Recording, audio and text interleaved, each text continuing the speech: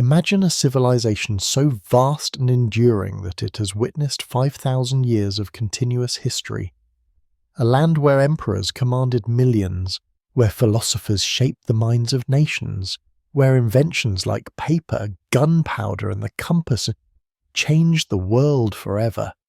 Tonight, I'm taking you to ancient China, a civilization that rose from the banks of the Yellow River to become the most advanced society on Earth, a place where dragons symbolized imperial power and the Great Wall stretched across mountains and deserts to protect an empire that believed it was the center of the universe. Welcome to Whispered Empires, where history becomes your companion in the quiet hours before sleep. I'm your guide through time's endless corridors, and tonight we embark on perhaps our most ambitious journey yet, the complete story of ancient China, from legendary sage kings to mighty dynasties, from the warring states to the Silk Road. So settle into your pillows, let your eyes close if they wish, and allow me to transport you across 5 millennia to the Middle Kingdom, where civilization flourished in ways that still shape our world today. Before we begin, understand that Chinese history is not just the history of one people, but a tapestry woven from countless threads, philosophers and peasants, warriors and poets, inventors and artists. Tonight you'll meet the first emperor who unified China and built the terracotta army, the Han Dynasty that rivaled Rome, the Tang poets whose words still echo through time, and so many more. Let's begin at the very beginning, where myth meets history along the fertile banks of the Yellow River. Chinese civilization begins not with documented history but with legend, tales passed down through millennia that blend mythology with distant memories of real events. The Chinese speak of 3 legendary sovereigns and 5 sage kings who taught humanity the arts of civilization. These figures, Fuxi, Shennong, the Yellow Emperor, and others, supposedly ruled in a golden age when humans learned agriculture, medicine, writing, and the principles of harmony between heaven and earth. The Yellow River, China's second longest river, flows from the Tibetan Plateau eastward through the northern Chinese plains to the Yellow Sea. Called China's Sorrow for its devastating floods, but also the cradle of Chinese civilization, this river's rich yellow silt created fertile farmland that sustained early settlements. Here, around 7000 BCE, Neolithic cultures began cultivating millet, raising pigs, and creating distinctive pottery. These weren't yet Chinese in the sense we understand, but they were the ancestors who would eventually coalesce into Chinese civilization. The Yangshao culture, 5000 to 3000 BCE, and the Longshan culture, 3000 to 1900 BCE, represent China's Neolithic flowering. The Yangshao people created beautiful painted pottery decorated with fish, human faces, and geometric patterns. They lived in villages with communal longhouses, practiced agriculture, and developed increasingly sophisticated social structures. The later Longshan culture showed even greater complexity, walled settlements suggesting warfare, social stratification evident in varied burial practices, and distinctive black pottery so thin and fine it rivals modern ceramics. Around 2070 BCE, according to traditional chronology, the legendary Xia dynasty emerged. Did the Xia truly exist? For centuries, historians debated this question. No contemporary written records confirm the Xia, but archaeological evidence at sites like Erlitou shows a sophisticated Bronze Age culture in the right time and place. Massive palace foundations, bronze ritual vessels, and evidence of centralized authority suggest that, whether or not it was called Xie, a proto-Chinese state existed here. The Xia, according to legend, lasted for 4 centuries before corruption led to its downfall. The legendary last Xia king, Jie, was supposedly a tyrant of monstrous cruelty who built decadent palaces, drained the treasury, and ignored the suffering of his people. Whether true or moral fable, this story established a pattern that would repeat throughout Chinese history: the mandate of heaven. This revolutionary concept held that heaven granted the right to rule to virtuous leaders, but would withdraw that mandate from corrupt or incompetent rulers, justifying rebellion and regime change. Tyranny lost heaven's favour, and righteous revolution became not just acceptable but cosmically necessary. According to tradition, a righteous leader named Tang overthrew the wicked Jie around 1600 BCE, founding the Shang Dynasty. Unlike the Xia, the Shang Dynasty is historically verified, confirmed by archaeology and by China's earliest written records, oracle bones. The discovery of these inscribed bones in the late 19th and early 20th centuries revolutionized our understanding of early China, proving that the Shang were not merely legendary but a sophisticated Bronze Age civilization with writing, cities, and complex religious practices. The Shang dynasty, circa 1600 to 1046 BCE, represents the first Chinese state we can study through contemporary written sources. The Shang ruled from a succession of capitals in the Yellow River Valley, with their last and greatest capital at Yin, near modern Anyang. Here, archaeologists discovered the royal tombs, palace foundations, bronze workshops, and tens of thousands of oracle bones that illuminate this ancient civilization's beliefs, practices, and daily concerns. Oracle bones are pieces of ox shoulder blade or turtle shell that Shang diviners used to communicate with ancestors and gods. They would inscribe questions on the bone. Will the harvest be good? Should the king lead a military campaign? Will the queen's illness improve? Then apply heated bronze rods to create cracks. The diviners interpreted these cracks as ancestral responses, then inscribed the results on the bone. These inscriptions are the earliest known Chinese writing, the ancestors of modern Chinese characters, and that they provide us with a window into Shang concerns, beliefs, and administrative practices. Shang writing was already sophisticated, with thousands of characters identifiable as ancestral forms of modern Chinese script. This wasn't a primitive beginning, but an already developed system, suggesting that writing had been evolving for some time before our earliest evidence. The continuity from Shang script to modern Chinese characters is remarkable.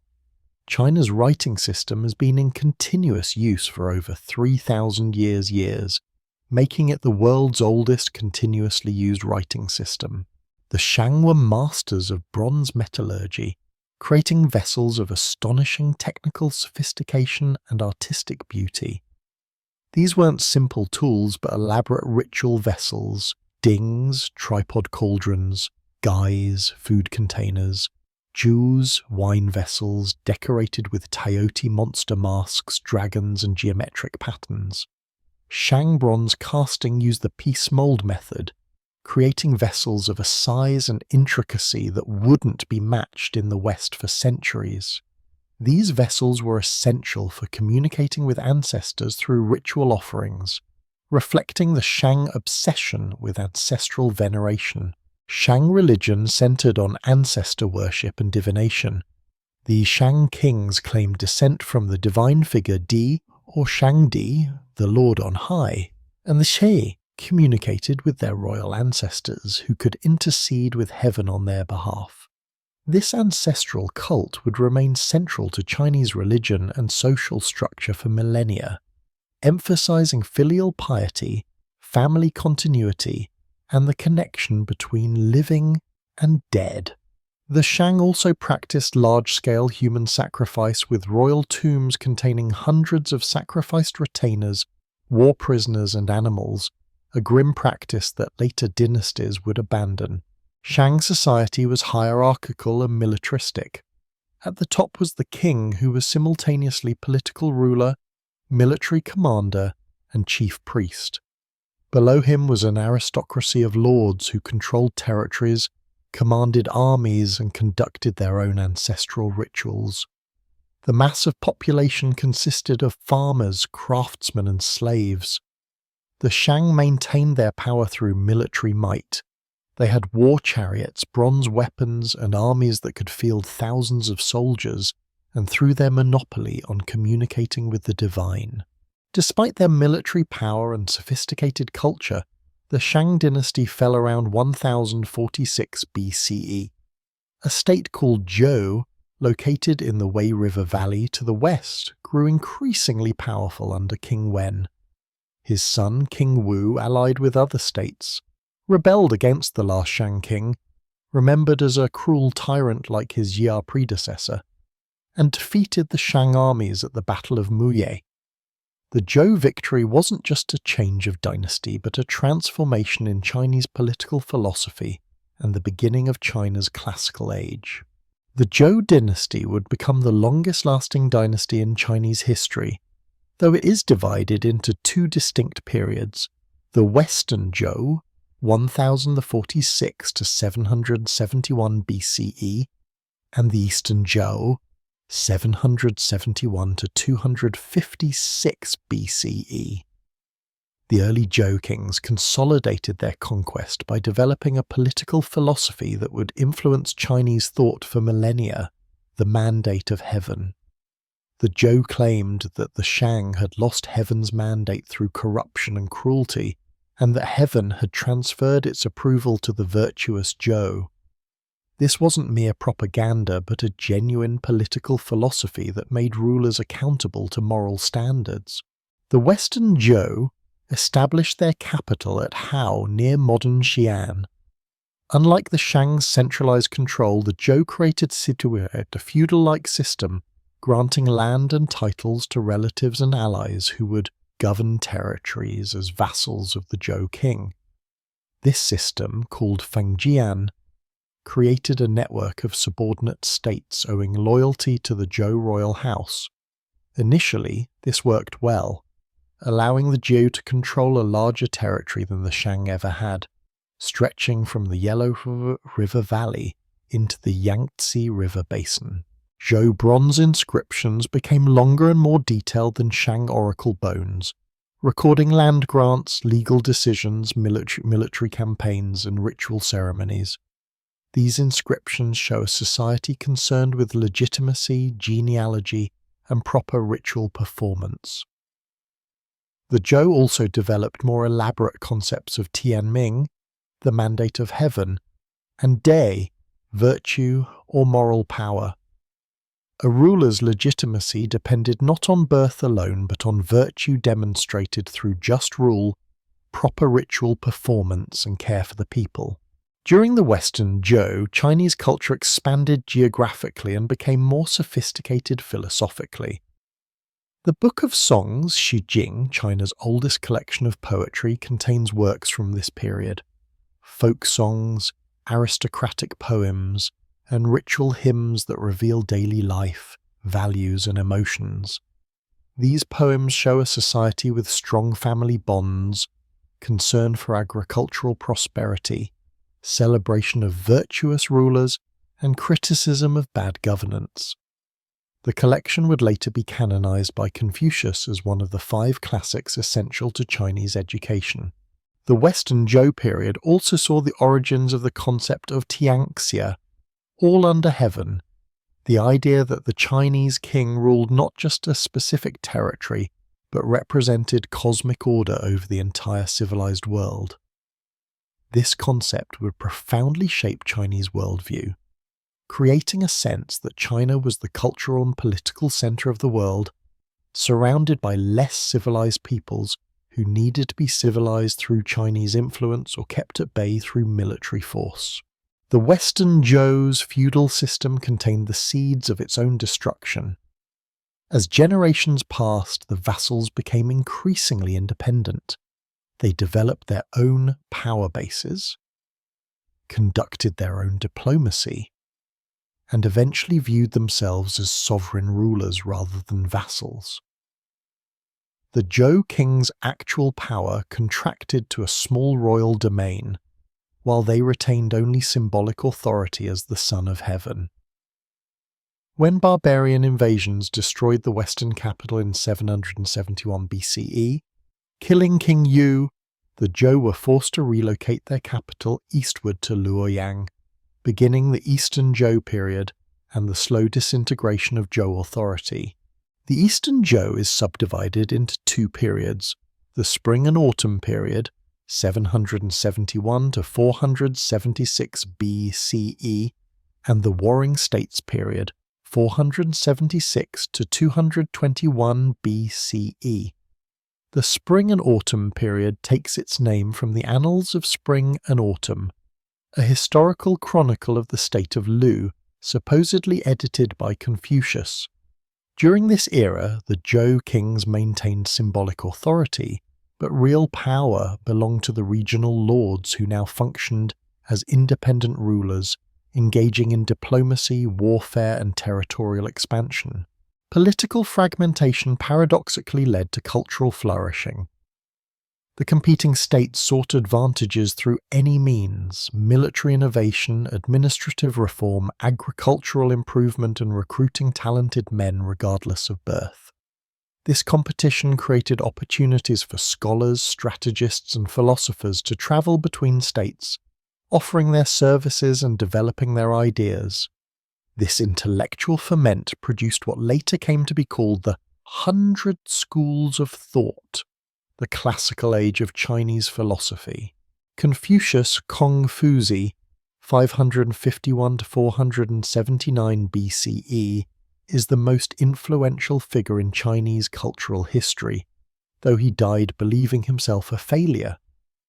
Born in the state of Lu to a family of minor nobility fallen on hard times, Confucius devoted his life to reviving what he saw as the ancient virtues of the early Zhou. He taught that society's problems stemmed from moral failure. People had forgotten proper relationships, proper rituals, proper behavior. His solution was education in classical texts, cultivation of virtue, especially Ren, humaneness or benevolence, and the practice of Li, ritual propriety. Confucius's core teaching centers on proper relationships and roles. He identified 5 fundamental relationships: ruler and subject, father and son, husband and wife, old and younger sibling, and friend and friend. Each relationship had specific duties and expectations. When everyone fulfilled their roles with sincerity and propriety, society would achieve harmony. The ruler must be virtuous to deserve obedience. The father must be loving to deserve filial piety.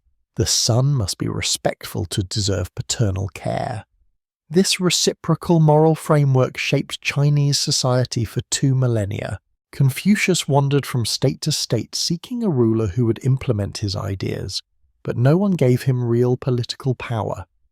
He spent his later years teaching disciples and reportedly editing the classical texts: the Book of Songs, the Book of Documents, the Book of Rites, the Book of Changes, and the Spring and Autumn Annals. His teachings were recorded by disciples in the Analects, Lunyu, a collection of conversations, aphorisms, and observations that became one of the most influential texts in human history. After Confucius's death, his ideas gradually spread through the efforts of his disciples and their students.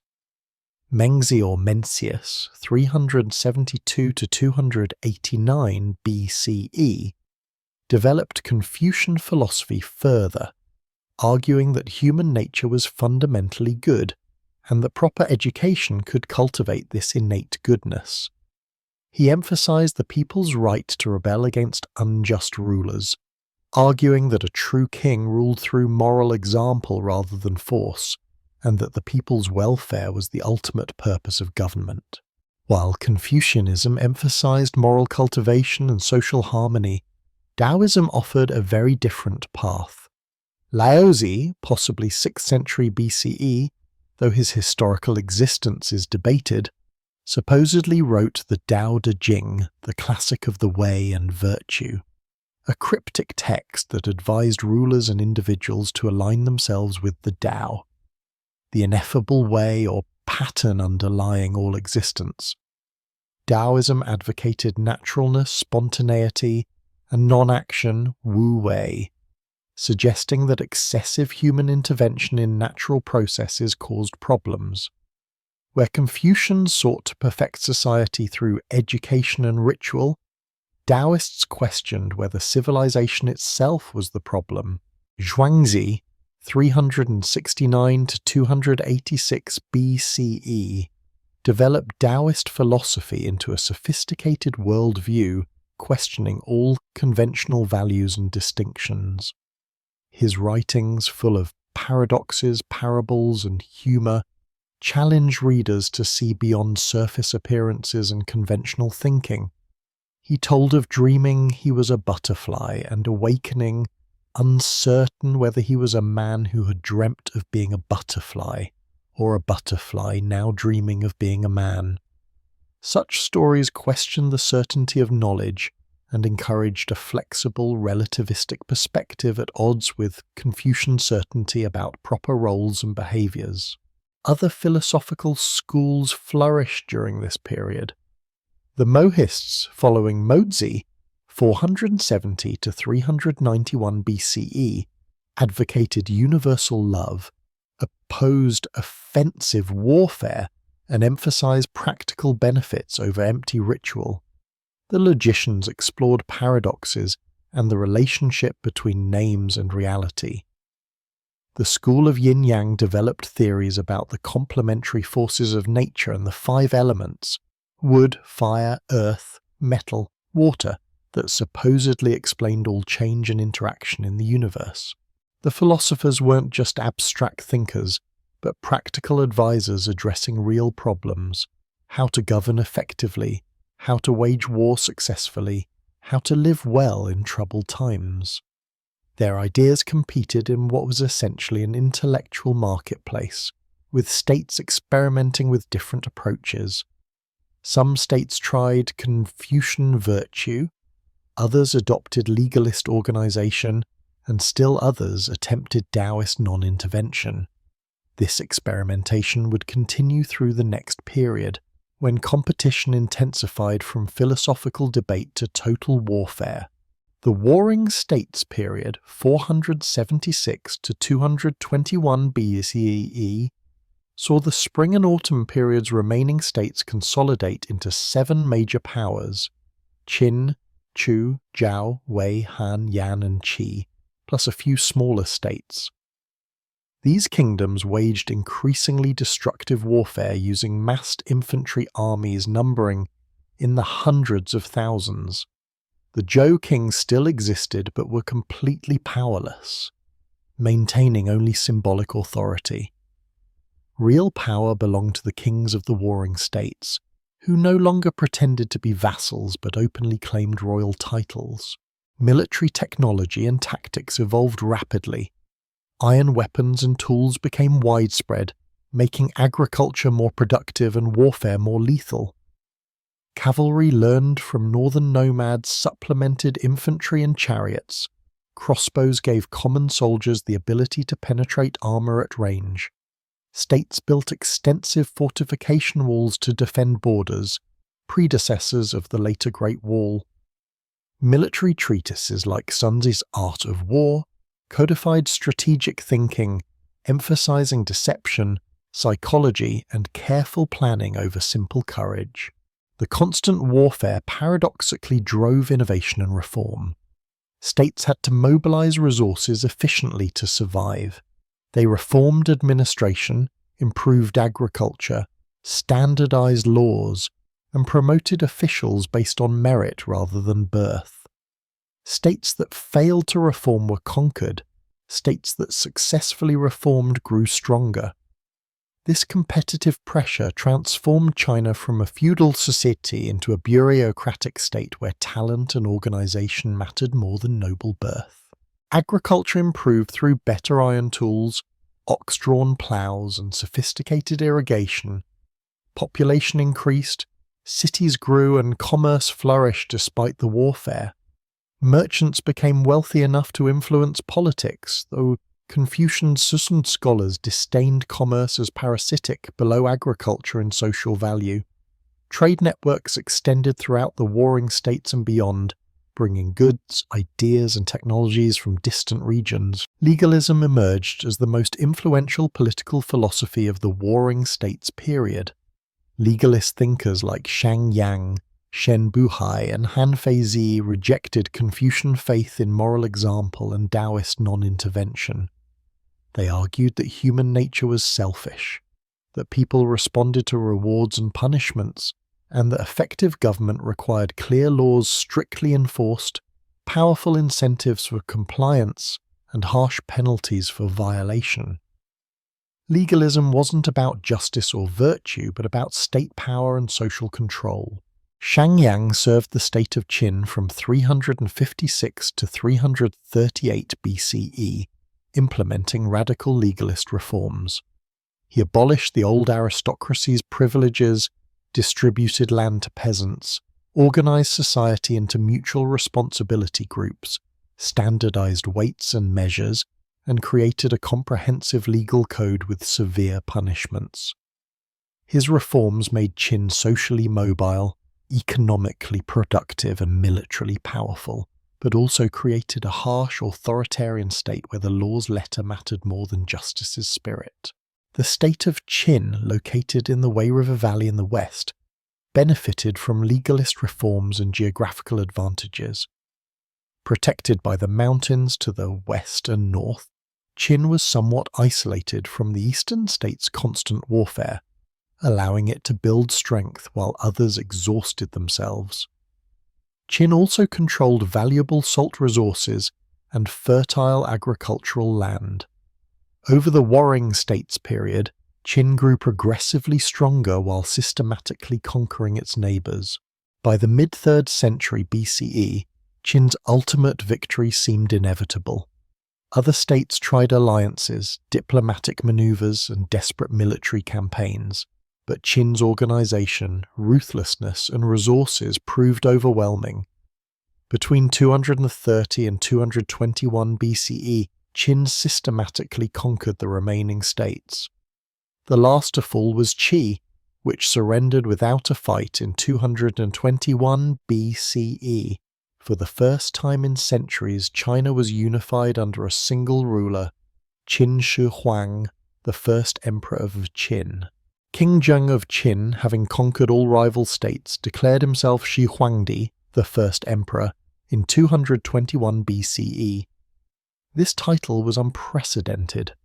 Previous rulers had been kings, Wang, but Zheng adopted the title Di Emperor, previously used only for deities and mythical sage kings, and combined it with Huangdi, August sovereign. He declared himself the first in a dynasty that would last 10,000 generations. The Qin dynasty would last only 15 years, but it would transform China forever. The first emperor abolished the feudal system that had characterized Chinese politics for centuries. Instead of granting territories to relatives and vassals, he divided China into 36 commanderies administered by appointed officials who served at the emperor's pleasure and could be promoted, transferred, or dismissed at will. This created a bureaucratic state with the emperor at the apex, served by a hierarchy of officials managing everything from taxation to law enforcement to public works. Standardization was a key element of Qin policy. The first emperor standardized weights and measures across China, ensuring that a bushel in one region equaled a bushel in another. He standardized currency, replacing the various coins of different states with the uniform round coin with a square hole in the center. He standardized the written script, eliminating regional variations and creating a standard form that, with modifications, is still used today. He even standardized axle width so carts could use the same ruts in roads throughout the empire. The first emperor's greatest construction project was the Great Wall. Previous states had built defensive walls, but the first emperor connected and extended these walls into a unified defensive system stretching thousands of miles across northern China. Hundreds of thousands of workers, soldiers, peasants, and prisoners laboured on the wall, and many died from the harsh conditions. The wall was both a physical barrier against northern nomads and a symbolic boundary between civilization and barbarism, between Chinese and foreigner. Another massive project was the first emperor's tomb near Xi'an, guarded by the famous terracotta army. Archaeologists have discovered over 8,000 life-size terracotta warriors, each with unique facial features arranged in battle formation. These warriors, along with terracotta horses, chariots, acrobats, and officials, were meant to serve the emperor in the afterlife. The tomb itself remains unexcavated, but according to ancient sources, it contains palaces, rivers of mercury representing China's waterways, and mechanisms to kill intruders. The scale of this project reveals both the emperor's power and his obsession with immortality. The first emperor was obsessed with achieving physical immortality. He sent expeditions to find the islands of the immortals and the elixir of eternal life. He consulted alchemists, magicians, and shamans. Ironically, he may have died from mercury poisoning from alchemists' elixirs. He also toured his empire constantly, erecting stelae, commemorating his achievements, demonstrating his power, and seeking the secrets of immortality that ultimately eluded him. The most controversial Qin policy was the suppression of dissent and ideas. In 213 BCE, following his Chancellor Li Si's advice, the first emperor ordered the burning of books, all historical records except Qin's own, philosophical texts, and poetry except for the officially sanctioned Book of Songs. Only technical and medical texts were spared.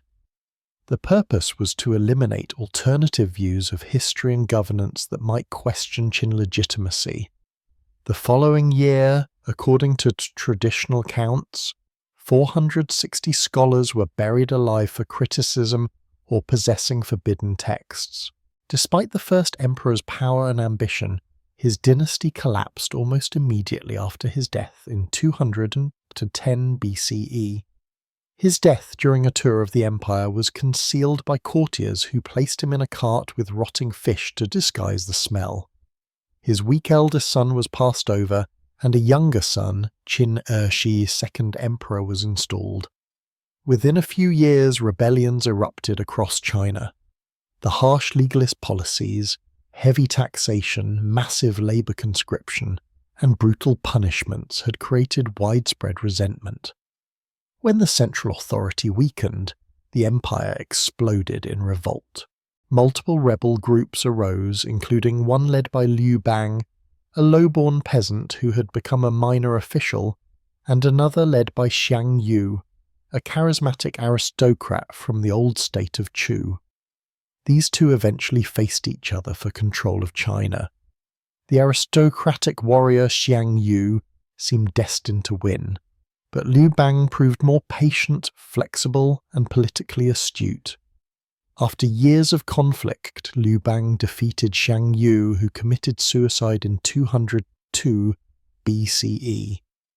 Liu Bang declared himself emperor of a new dynasty, the Han, which would rule for over 4 centuries and give the Chinese people their ethnic name, Han Chinese.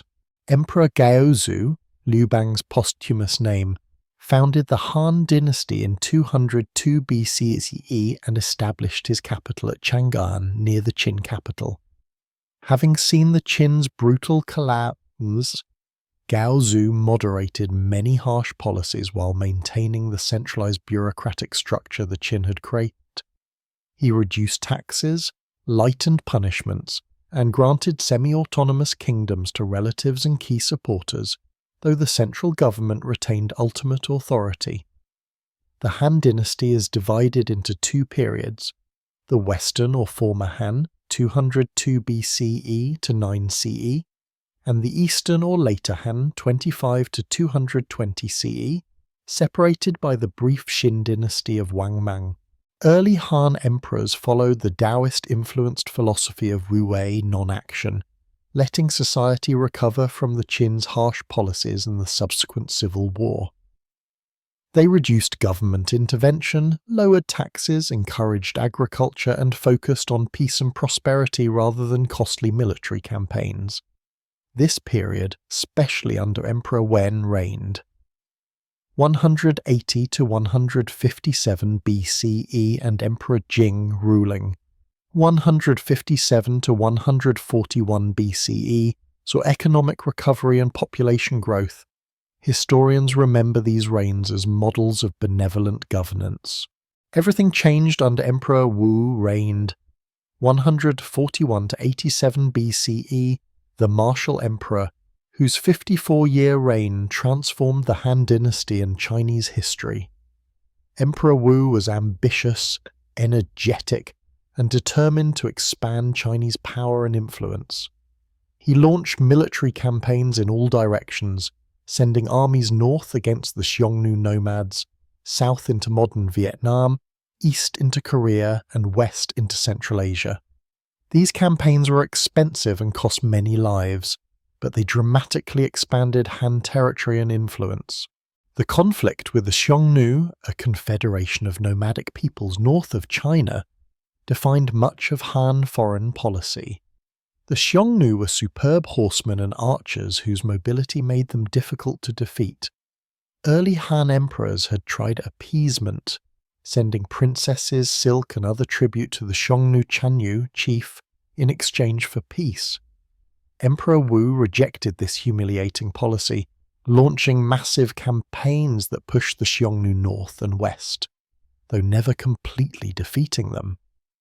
The Han-Xiongnu conflict would continue for centuries and drive much of Han Western expansion. Emperor Wu's most consequential decision was making Confucianism the official state ideology. He established an imperial university where students studied the Confucian classics, creating a class of scholar officials trained in Confucian values who would staff the bureaucracy. This decision shaped Chinese civilization for 2 millennia. Confucian emphasis on moral cultivation, ritual propriety, and proper relationships became the foundation of Chinese education, government, and society.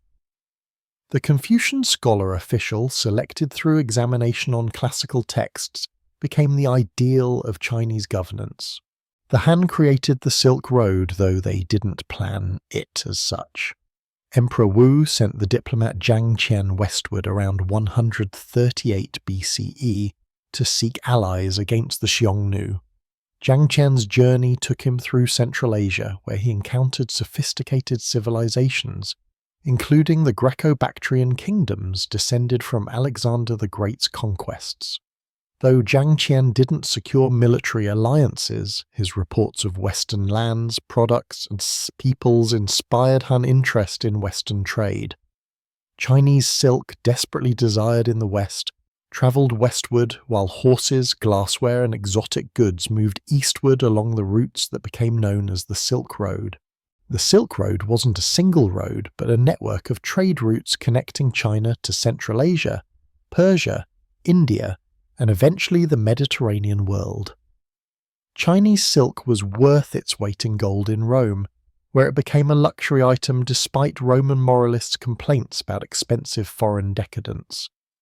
The Silk Road transmitted not just goods but ideas, technologies, and religions. Buddhism would eventually enter China along these routes, transforming Chinese religion and culture. Han society was hierarchical but somewhat fluid. At the top was the emperor, the son of heaven, whose authority was theoretically unlimited. Below him were nobles, scholar officials, farmers, artisans, and merchants. Confucian ideology valued agriculture as the foundation of society, and disdained merchants as parasites profiting from others' labour, though in reality merchants could become wealthy and influential. Slavery existed but was less central to the economy than in Greece or Rome. Han technology and innovation were remarkable. The Chinese invented paper during the Han Dynasty, revolutionizing writing and record keeping. They developed the seismometer to detect earthquakes, the water-powered mill, and improved iron smelting.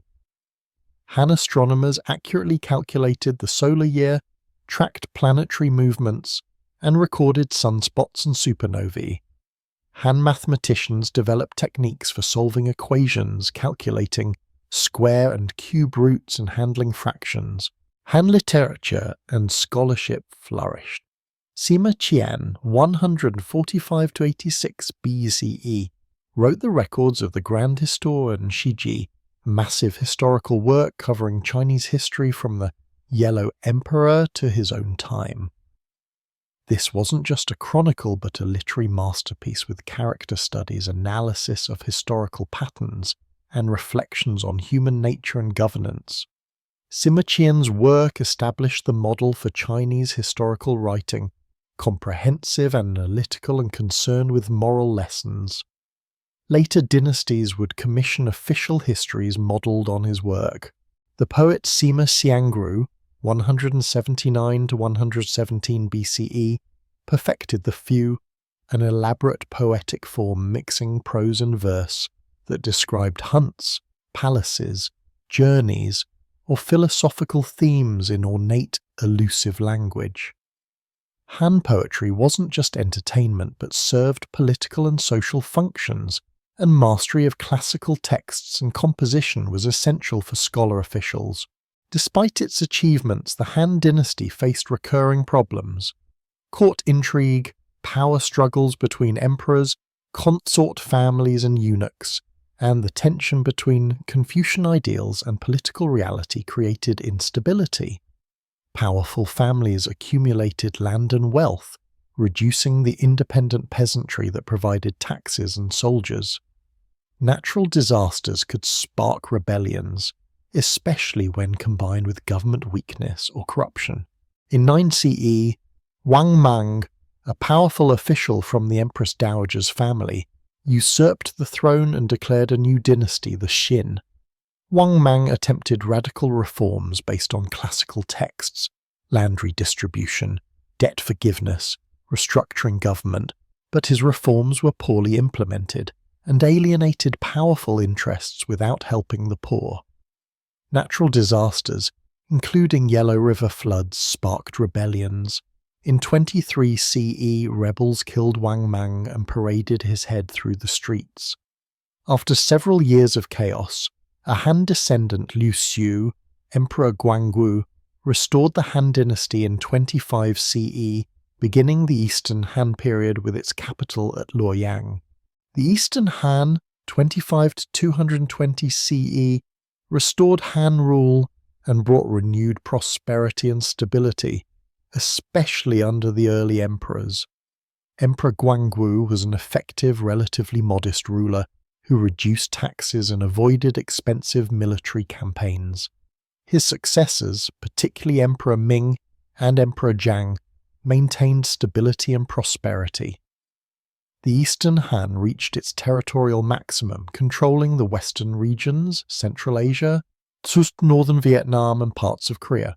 Buddhism entered China during the Han Dynasty, probably via the Silk Road, though the exact details are unclear. According to tradition, Emperor Ming dreamed of a golden deity and sent envoys westward, who returned with Buddhist monks and texts. Whether or not the story is true, Buddhism gradually spread in China during the later Han, though it wouldn't become a major force in Chinese religion and culture until later centuries. Initially, Buddhism was understood through Taoist concepts, with nirvana compared to wu-wei and Buddhist practices seen as a path to immortality.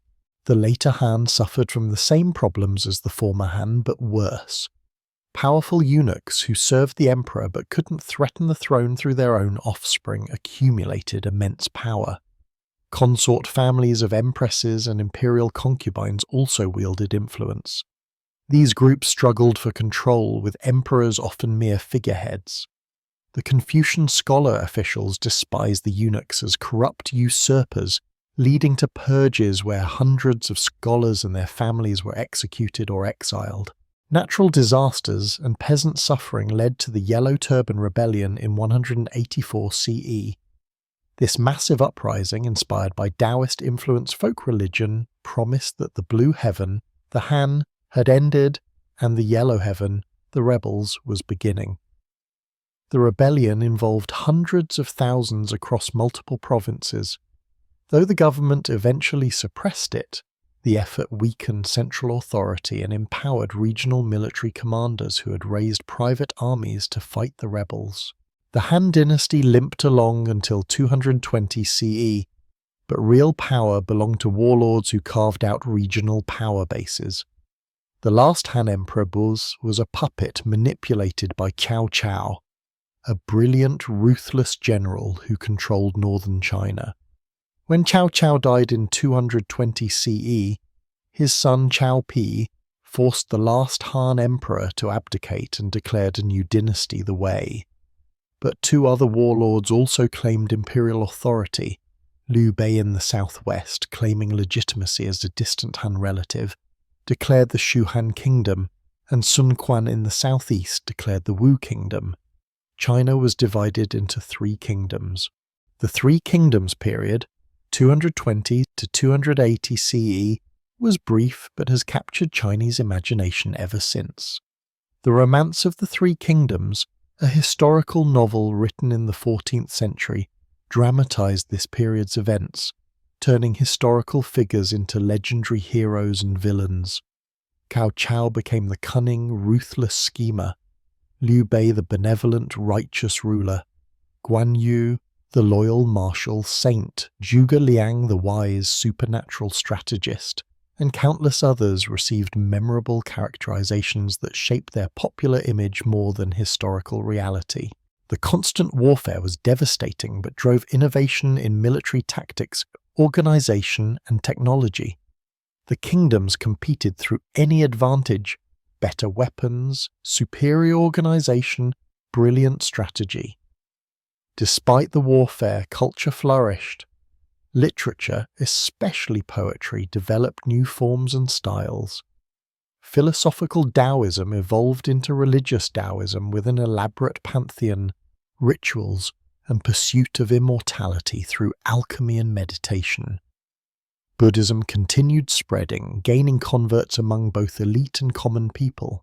Eventually, the Wei kingdom, controlled by the Sima family, conquered the Shu kingdom in 263 CE. The Sima then usurped the Wei throne in 265 CE, declaring the Jin dynasty. In 280 CE, the Jin conquered the Wu kingdom, briefly reunifying China, but the Jin dynasty was weak, and China soon fragmented again into the period of disunion that would last until 589 CE. The period of disunion, or Six Dynasties period, 220 to 589 CE, saw China divided between north and south, with multiple dynasties succeeding each other rapidly in both regions.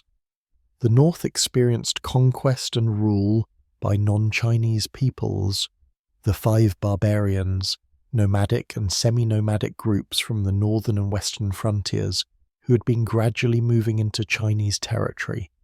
These conquests were traumatic for the Chinese, challenging their assumptions about cultural superiority.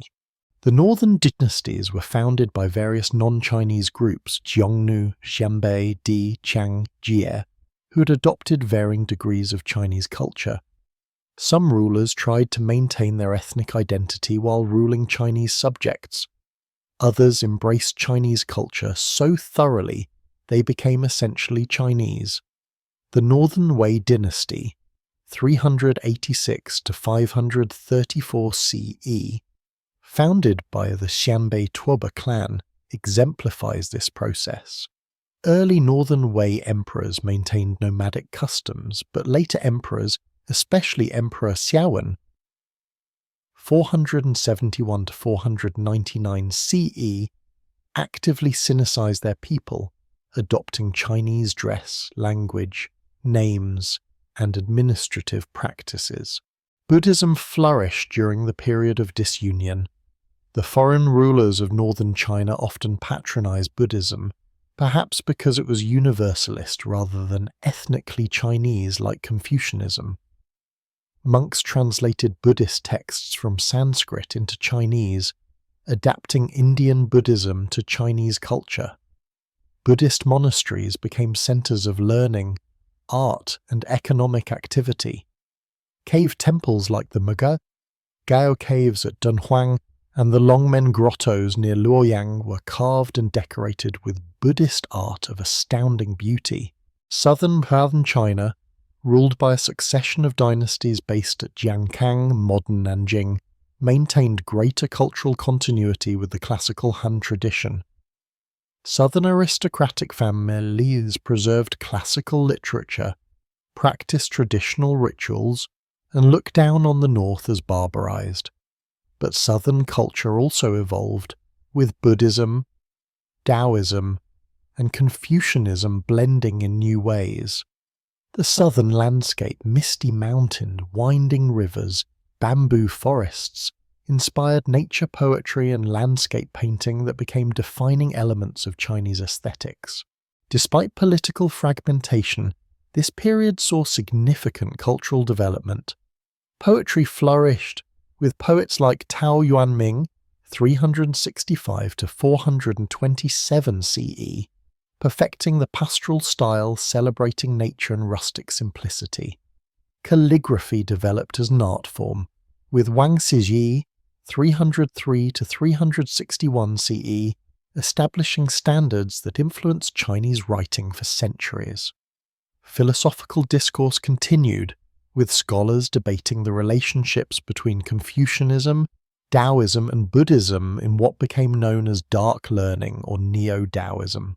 The period of disunion ended when Yang Jian, a general serving the Northern Dynasty, usurped the throne in 581 CE and declared the Sui dynasty. His son, Emperor Yang, completed the conquest of southern China in 589 CE, reunifying the country after nearly 4 centuries of division.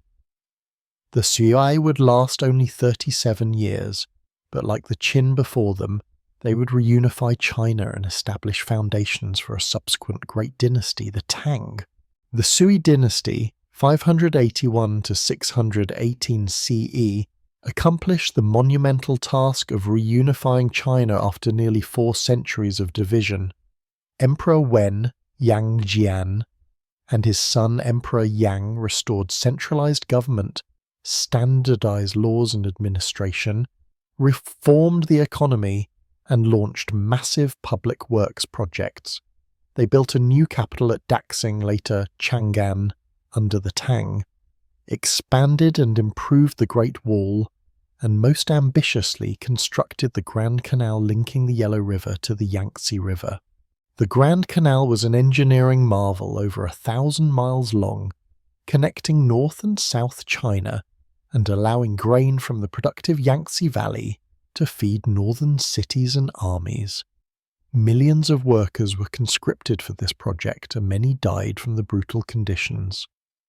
The canal transformed Chinese economic geography, making possible the integration of North and South, and it remains in use today, modified and extended over centuries.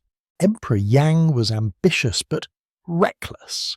He launched costly military campaigns, built lavish palaces, and toured the empire in extravagant processions. His attempts to conquer the Korean kingdom of Goguryeo ended in humiliating defeats that drained the treasury and demoralized the army. Heavy taxation and labor conscription, combined with military failures, sparked rebellions across China. In 618 CE, Emperor Yang was assassinated, and the Sui dynasty collapsed. From the chaos emerged Li Yuan, a Sui general who captured Chang'an and declared a new dynasty, the Tang, in 618 CE. But Li Yuan's position was initially weak, with rivals controlling much of China. His son Li Shimin proved to be a brilliant military commander who defeated the rivals and unified China. In 626 CE, Li Shimin killed his brothers in a palace coup and forced his father to abdicate. Li Shimin took the throne as Emperor Taizong, becoming one of China's greatest emperors and making the Tang Dynasty synonymous with Chinese cultural achievement. Emperor Taizong reigned 626 to 649 CE, was an effective administrator and military commander who expanded Tang territory and established governmental structures that would last for centuries. He reformed the bureaucracy, improved the examination system for selecting officials, patronized scholarship and arts, and ruled with a combination of Confucian propriety and pragmatic flexibility. He famously said he used a mirror to inspect his appearance, history to understand rise and fall of dynasties, and men to evaluate his own governance, showing the Confucian ideal of the self-reflective ruler. The Tang dynasty's early period coincided with its greatest territorial expansion. Tang armies defeated the Eastern Turks, brought the Western region's Central Asian oasis cities along the Silk Road under Chinese control, defeated Goguryeo, though at great cost, and established a sphere of influence extending from the Pacific to Central Asia. Tang China was the most powerful state in Asia, attracting diplomats, merchants, monks, and students from across the known world. Chang'an, the Tang capital, became the world's largest and most cosmopolitan city with over 1 million inhabitants. The city was planned on a grid, with wide avenues, imposing gates, markets, temples, and palaces. People from all over Asia lived in Chang'an. Persians, Arabs, Indians, Koreans, Japanese, Tibetans, Turks, bringing their religions, customs, goods, and ideas. Nestorian Christians, Zoroastrians, Manichaeans, Muslims, Buddhists, Taoists, and Confucians all practiced their faiths in Tang China, though Buddhism was by far the most influential. Buddhism reached its peak influence during the Tang. The Tang imperial family patronized Buddhism, built magnificent temples, sponsored translation of Buddhist texts, and sent pilgrims to India to bring back authentic scriptures. The most famous was Xuanzang, 602 to 664 CE, whose journey to India and return with Buddhist texts became legendary, inspiring the classic novel Journey to the West.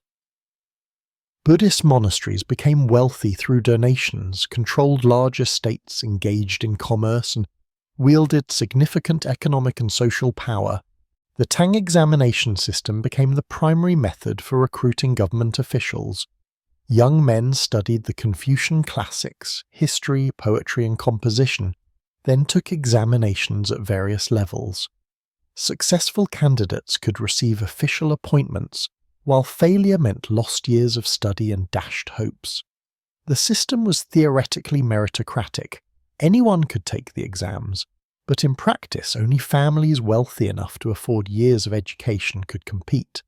Still, the examination system allowed some social mobility and created a shared culture among the educated elite.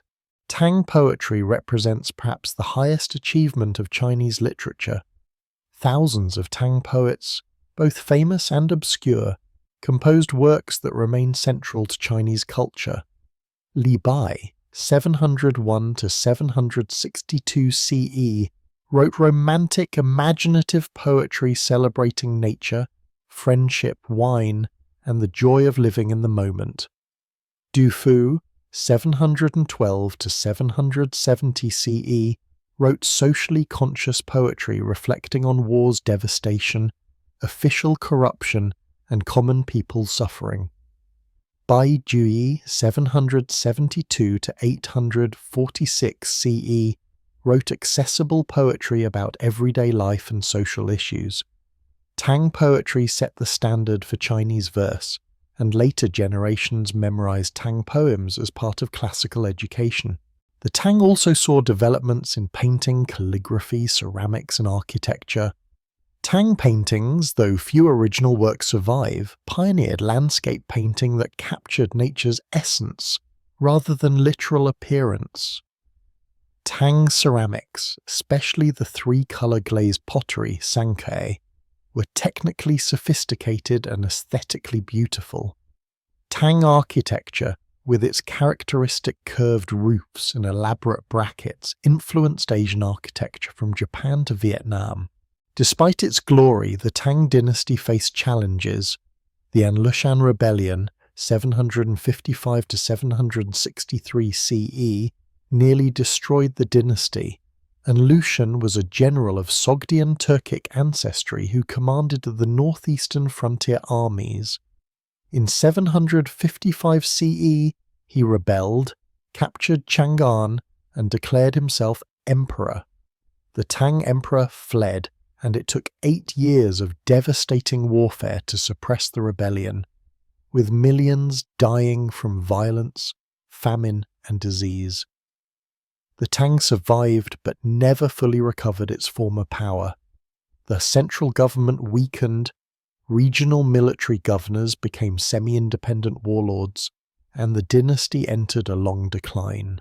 After the Anlushan Rebellion, the Tang dynasty continued for another century and a half, but its character changed. Central government authority weakened as regional military governors, jiedushi, became virtually independent rulers controlling armies, collecting taxes, and appointing subordinates. The emperor in Chang'an remained symbolically important and could sometimes play military governors against each other, but direct imperial control was limited. Economically and culturally, late Tang China remained vibrant. The south, especially the Yangtze Valley, became increasingly important economically. Rice cultivation, canals, and trade made the south wealthy. Cities grew, commerce flourished, and a money economy developed. New technologies like woodblock printing made texts more accessible, spreading literacy and ideas. The first complete printed book, the Diamond Sutra, dates to 868 CE, over 5 centuries before Gutenberg's press. Buddhism faced persecution during the late Tang. In 845 CE, Emperor Wuzong, influenced by Taoist advisors and Confucian critics and motivated by desire to confiscate Buddhist wealth, launched a persecution. Thousands of monasteries were destroyed. Hundreds of thousands of monks and nuns were forced to return to lay life, and vast amounts of monastic land and wealth were confiscated. Buddhism survived but never regained its former dominance, and Confucianism reasserted itself as China's primary ideology. The Tang dynasty finally collapsed in 907 CE amid rebellions, warlord conflicts, and dynastic exhaustion. What followed was the 5 dynasties and 10 kingdom period, in 907 to 960 CE, another time of disunion, though shorter than the earlier period of disunion. Northern China saw 5 dynasties succeed each other rapidly in 53 years, while southern China fragmented into numerous independent kingdoms. Warfare was constant but less devastating than earlier periods, and southern kingdoms particularly maintained cultural continuity. Despite political fragmentation, the 5 dynasties period saw continued cultural development. The invention of gunpowder, originally for Taoist alchemy and fireworks, began to be applied to warfare with early grenades and fire lances. Printing spread, making books more available. Regional cultures flourished in the southern kingdoms, with poetry, painting, and scholarship continuing despite political instability. In 960 CE, Zhou Quangyin, a general serving the last 5 dynasties regime, was supposedly acclaimed emperor by his troops. He declared the Song dynasty and systematically reunified most of China over the next 2 decades. Zhou Quangyin, known as Emperor Taizu, would found a dynasty that, while never as militarily powerful as the Han or Tang, would oversee the most economically prosperous and culturally sophisticated period in Chinese history. The Song dynasty, 960 to 1279 CE, is divided into 2 periods. The Northern Song, 960 to 1127 CE, with its capital at Kaifeng, and the Southern Song, 1127 to 1279 CE, with its capital at Hangzhou, after losing northern China to the Jurchen Jin dynasty. The Song never matched the Han or Tang's territorial extent. They never controlled the western regions or fully subdued the northern steppes. But Song China was the world's most advanced economy, and perhaps its most sophisticated culture. Song economic development was revolutionary. Advances in agriculture, new rice strains from Southeast Asia, improved irrigation, better tools allowed multiple crops per year, and dramatically increased productivity. Population surged, possibly reaching 100 million. Cities grew to unprecedented size. Kaifeng had over 1 million inhabitants, and later Hangzhou was even larger. These weren't just administrative centres but commercial hubs with bustling markets, restaurants, entertainment districts and diverse populations. Commerce and industry flourished on a scale not seen before. Song China developed a monetized economy with paper money, the world's first, supplementing coins. Banks, letters of credit, and sophisticated financial instruments facilitated trade. Industries like iron production reached scales that wouldn't be matched in Europe until the Industrial Revolution. Coal was used for heating and industrial processes. Maritime trade expanded dramatically, with Chinese junks sailing throughout Southeast Asia, the Indian Ocean and beyond. Song technology and innovation were remarkable. The magnetic compass originally used for feng shui was adapted for navigation. Gunpowder weapons, including rockets, bombs and primitive cannons, transformed warfare. Movable type printing, invented by Shang around 1040 CE, made books even more accessible, though woodblock printing remained common due to Chinese characters' complexity. Civil engineering achievements included sophisticated water clocks, astronomical instruments and massive hydraulic works. The Song government was civilian-dominated, unlike earlier dynasties where military men often seized power. The Song founders deliberately weakened the military to prevent coups, creating a civilian bureaucracy that controlled the military. This made the Song vulnerable to external threats but created political stability internally. The examination system expanded, with more people taking exams and more positions filled by examination graduates. Meritocracy became more real, though still limited by the need for years of expensive education. Neo-Confucianism emerged during the Song as a comprehensive philosophical system synthesizing Confucian, Buddhist, and Taoist elements. Thinkers like Zhou, Cheng Yi, Shang, and especially Zhou 1130 to 1200 CE, reinterpreted Confucian texts, addressing metaphysical questions that Buddhism had raised. They developed concepts like lie, principle or pattern, underlying reality, and key, vital energy or matter, creating a worldview that was simultaneously rational and spiritual, emphasizing moral self-cultivation and social responsibility. Song culture reached extraordinary heights. Landscape painting became China's most prestigious art form, with masters like Fan Quan, Guoxi and Li Tang creating monumental works depicting nature's grandeur and humanity's small place within it.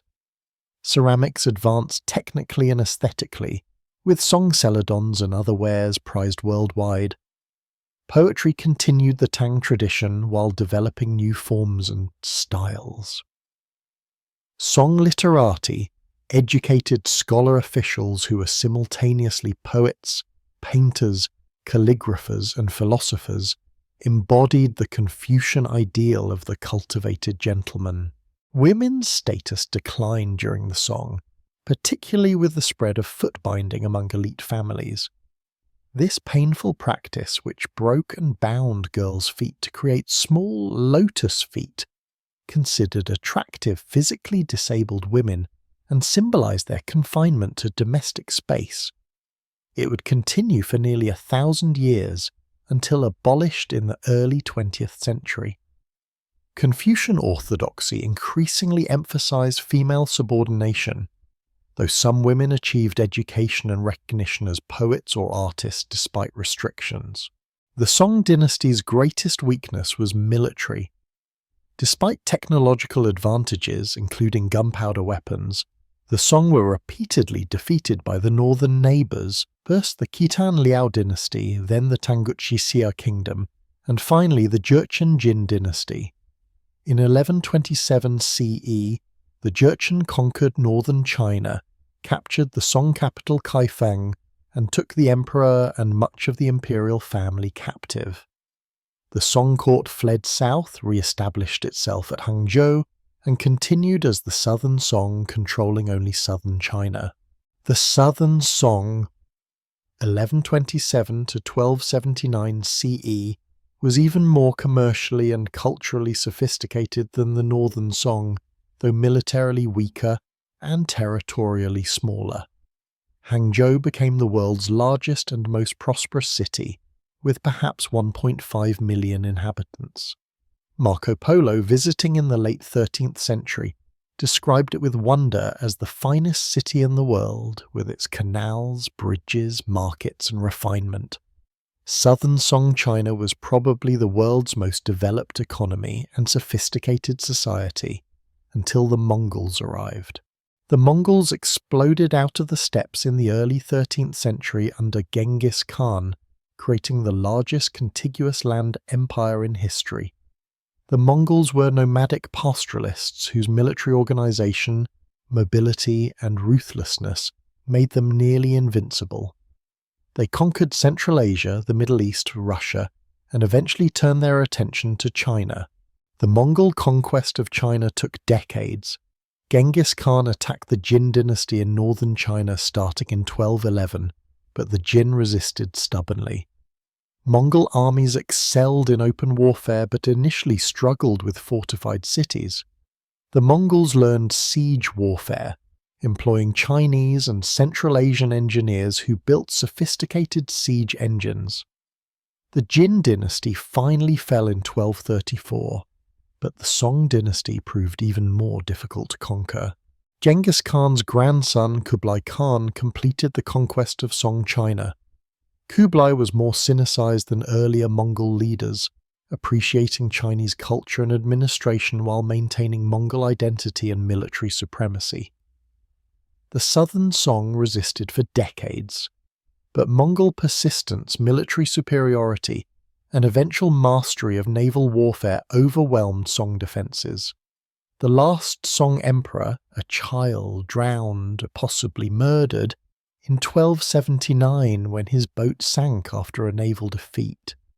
For the first time, all of China was ruled by a foreign conquest dynasty.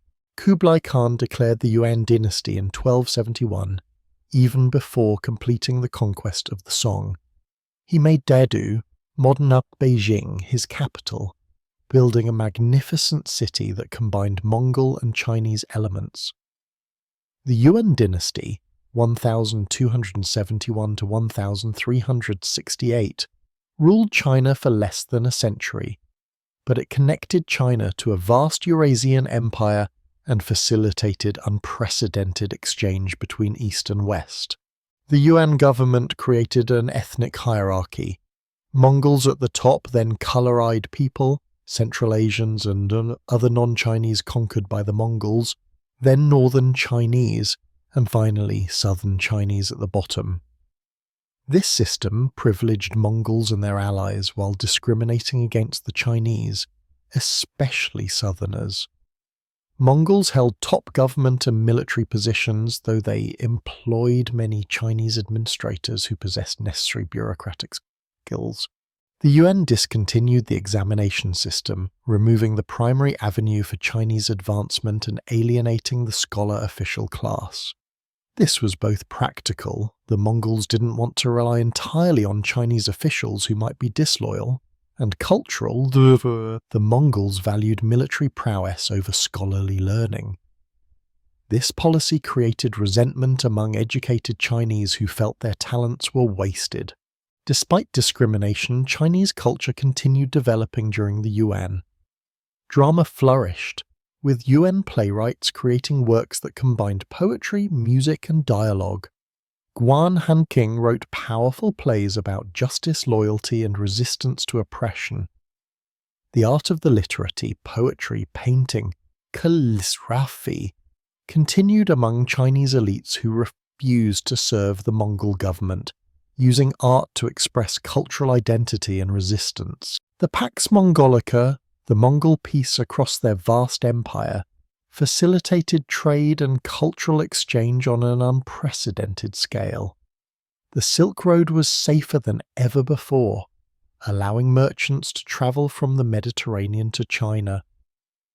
Marco Polo, a Venetian merchant, served at Kublai Khan's court from 1275 to 1291 and wrote an account of his travels that revealed East Asia to Western readers.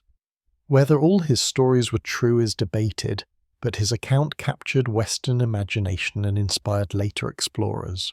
The Yuan dynasty's exchange worked both ways. Chinese innovations like gunpowder, printing, and the compass spread westward. Persian and Central Asian influences entered Chinese art, science, and mathematics. Muslims formed a significant community in Yuan China, with some achieving high positions. Diverse religious communities, Buddhist, Taoist, Nestorian Christian, Muslim, coexisted, sometimes contentiously but generally tolerantly under Mongol rule. But the Yuan dynasty never achieved legitimacy in Chinese eyes. The Mongols remained foreign conquerors who didn't truly understand or respect Chinese civilization. Their heavy taxation, ethnic discrimination, and abandonment of Confucian governance created resentment. Natural disasters, floods, droughts, famines in the 1340s and 1350s sparked rebellions across China. Rebel groups claiming various ideologies, religious millenarianism, restoration of Chinese rule, peasant egalitarianism, rose against Yuan authority. From these rebellions emerged Zhou Yuanzhang, a peasant who had been a Buddhist monk and then a rebel leader. Zhou proved to be a brilliant military commander and ruthless politician. He defeated rival rebels and then drove the Mongols from China, forcing them to retreat to the steppes.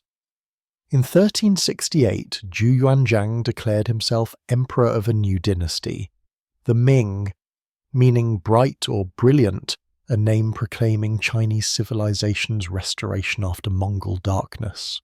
As we reach the Ming dynasty's founding in 1368 CE, we've travelled through over 3,000 years of documented history and back into legendary times beyond that.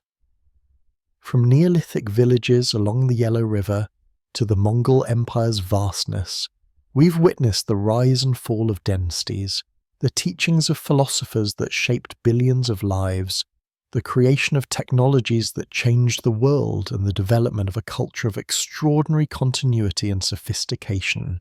What makes Chinese civilization remarkable isn't just its longevity, though 5,000 years of continuous cultural identity is extraordinary, but its influence.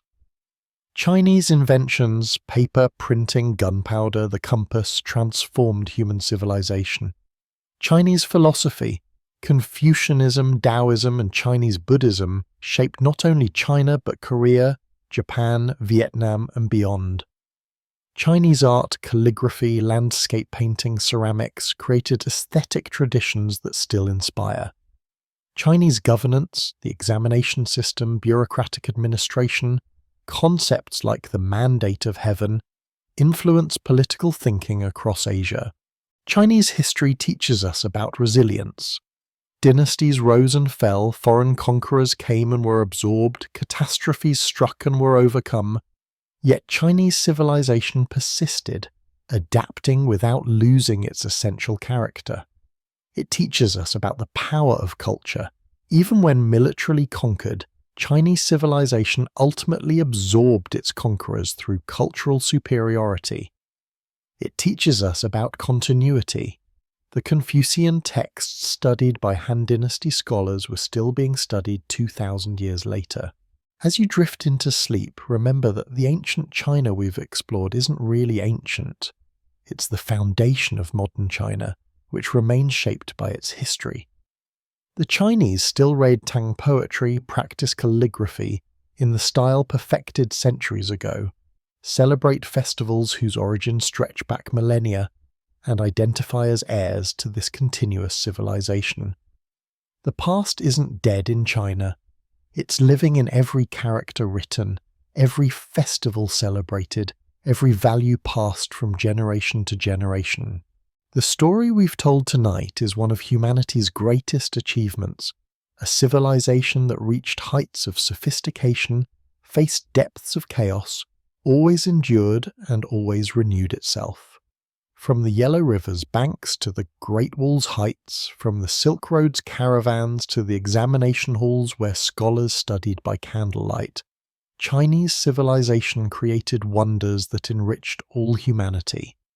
As you sleep, you carry with you a glimpse of this vast heritage, these millennia of human striving, creativity, and endurance. Thank you for joining me on this extraordinary journey through ancient China's vast history. If you enjoyed travelling from the Yellow River to the Mongol Empire tonight, please subscribe to Whispered Empires. Hit that subscribe button and ring the notification bell so you'll never miss our next journey through the corridors of time. Every week we explore different chapters of human history, from ancient Rome to medieval Japan, from the pyramids of Egypt to the temples of Angkor Wat.